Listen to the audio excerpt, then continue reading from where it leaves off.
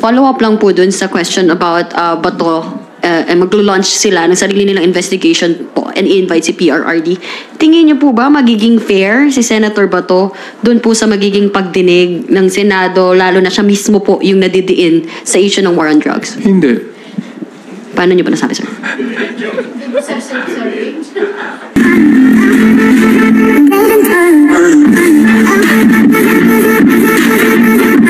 Sir, sorry. Follow-up lang po dun sa question about Bato, maglo-launch sila ng sarili nilang investigation po and i-invite si PRRD. Tingin niyo po ba magiging fair si Senator Bato dun po sa magiging pagdinig ng Senado, lalo na siya mismo po yung nadidiin sa issue ng war on drugs? Hindi. Paano niyo pa nasabi, sir? Well, you know, the thing is, he became the Director General of the Philippine National Police during the time of the former president. No? Just imagine, he was only a Brigadier General all of a sudden. Nagtagdagan siya ng star, no? Naging Major General siya and naging Director General. So I would think that he would be more biased than actually balanced in that hearing. No? Good morning po, sir. Sir, how about po yung mga narco generals? Are you going to invite them? Wala po kasing na-file na case at wala din pong nailutang na evidence. Nabrand po sila dahil close sila sa isang presidential candidate kay former DILG Secretary Marojas na identified dun sa Novotel. Sinabi na pong narco generals agad. Pag amin na pong iimbestigahan ng drugs, dangerous drugs, palagay ko we will now be able to know and invite who the narco generals are. At this point in time, hindi pa na masyado naming pinag-uukulan ng pansin yan. Good morning, Kong. Yes. Here, right here. Sir, so are you seeing conflict of interest sa investigasyon ng Senado or their planned investigation dito sa war on drugs? I really do not know if most of the senators would agree to it. No? Sinabi lang yan ng isang senador. So there might be, but we do not know. No, we still have to wait until such time that it will happen. On the details lang po nitong pag-tap ng AMLC sa investigasyon ng Quadcom, nag-reach out na po ba ang Quadcom to the AMLC, and on the particulars po, kani-kaninong bank accounts po yung titingnan? For example, dun po ba sa mga involved sa killing, for example, ng 3 Chinese within the Davao Prison and Penal Farm, or dun sa mga involved kay Wesley Barayuga? We have always invited the AMLC to come and be in our hearing, no? Because of the POGO, o yung money trail ng POGO. Hindi pa namin sila natatanong kung yung money trail that happened in the EJK operations. Ngayon pa lang. Kaninong transactions po yung particular na titingnan? Yung transactions, kaninong particular transactions po yung titingnan, sir? On the basis of the revelation of Colonel Garma.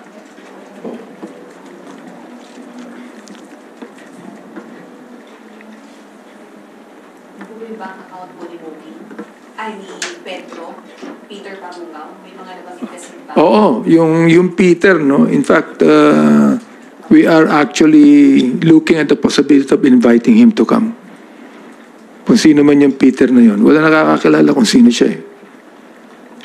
Pero papatingnan po yung kanyang bank account sa Anglax. Yes, because siya yata yung humahawak ng bangko. I don't actually know about it.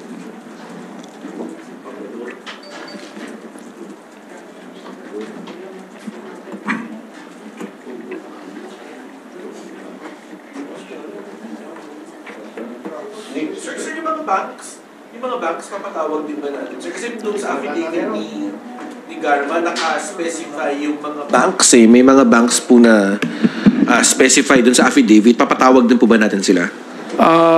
Hindi yata na-specify ni Garma kung anong bangko.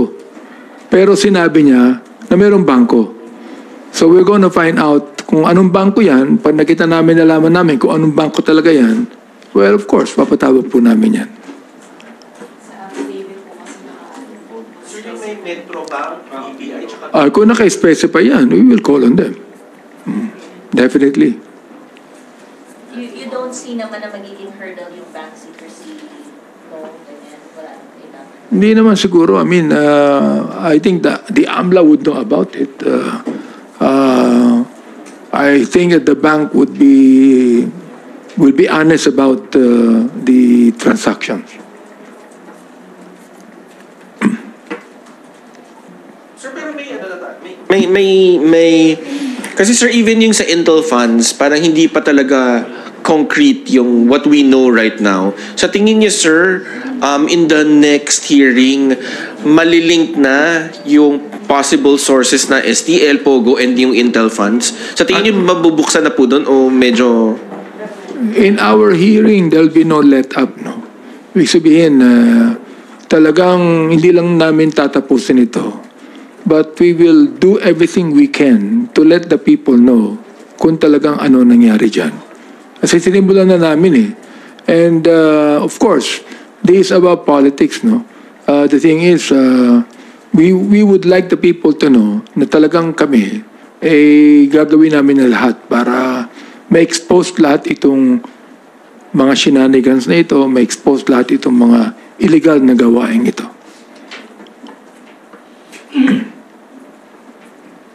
Kung may idea na ba ang Quadcom kung doon nga sa nababanggit ni Sandro kanina, o TFF or doon sa STL, anong bulk ng money ang pinanggagalingan po?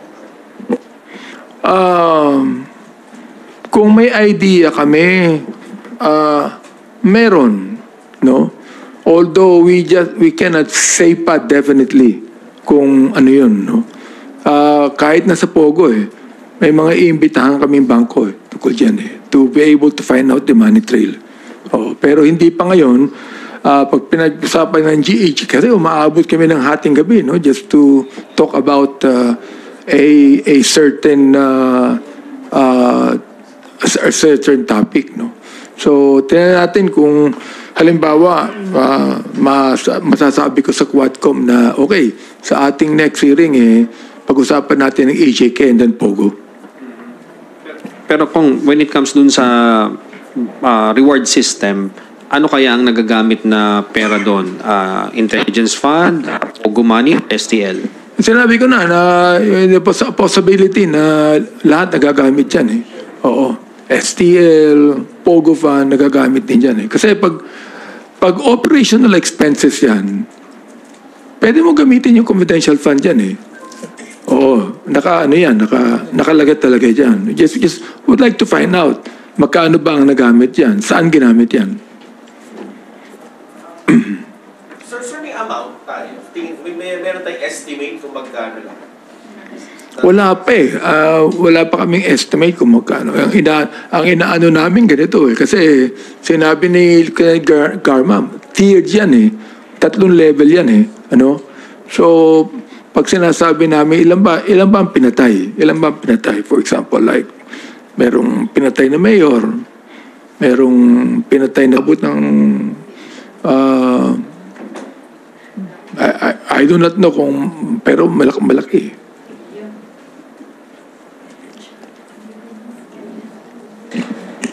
Hi Sir, Mela from PTV po. Sir, yung dalawang bills na final ng Quad Committee Chairman, kailan po kaya masusunod? Kasi nababanggit nyo sa mga pagdinig, mas marami kayong inaay na panukalang batas na ihain mula dun sa mga natutuklasan nyo sa mga pagdinig. Kailan po kaya yung susunod na magiging paghain ng mga panukala ng Quadcom? At ano-ano yung mga susunod pang panukala na ihahain pa natin mula dun sa mga naungkat natin sa investigasyon? Pinag-aaral na namin yung pangatlong batas on the espionage bill. Sapagkat medyo malabo yung batas natin ngayon tungkol dyan, no? So pinag-aaralan po namin kung ano ang may dadagdag namin or we could be able to amend the espionage law right now. So I think there's about mga 15 na mga draft bills na ipa-file namin, including the the death penalty bill on heinous crimes. Oh. Kailan po kaya yung mga susunod, sir, na filing? Hindi ko alam eh. We're still studying it and we're still asking our lawyers to look into it.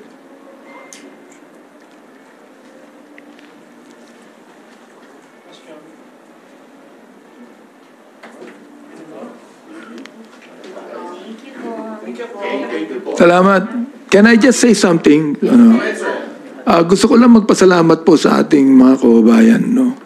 That are, kasi marami ko nakakausap na napupuyat sila, na pinapanood tong Quadcom hearing. And I just would like to thank them for the interest na meron sila na malaman ang nangyayari sa ating bayan. Maraming salamat po sa mga taga-suporta ng Quadcom at makakaasa po kayo.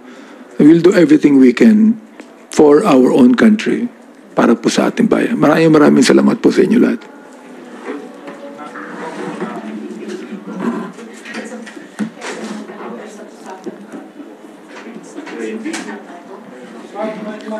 Oh, okay na. Pwede ba magpahapon?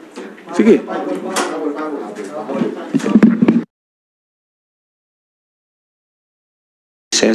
Yung mga cold cases po, yung mga sa mga dating mayor, mga 14 na po yun, ano po ang reaksyon ng Quadcom doon? Nabuksan na po namin yung Mayor Halili, no? Sapagkat binanggit ni Colonel Garma at ngayon nga iimbestigahan na uli, no? The thing is, kung ang NBI and the Philippine Nation is now opening the cases na nung araw ay hindi pinansin, napansin because of the Quadcom hearings.